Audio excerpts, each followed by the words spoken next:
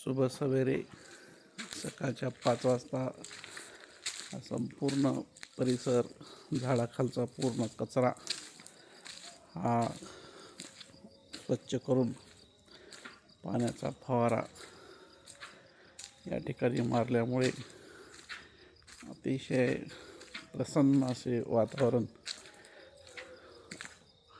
सकाळी सकाळी अशा पद्धतीनं दिसत असते आणि हा निसर्गाचा अद्भुत अशा पद्धतीचा चमत्कार स्वच्छता केल्याच्या नंतर आपल्याला पाहायला मिळतो.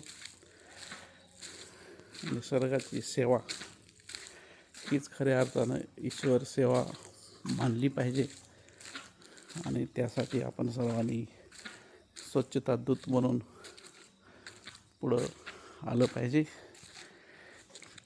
हीच आजच्या दिवसाची खऱ्या अर्थानं संकल्प आहे.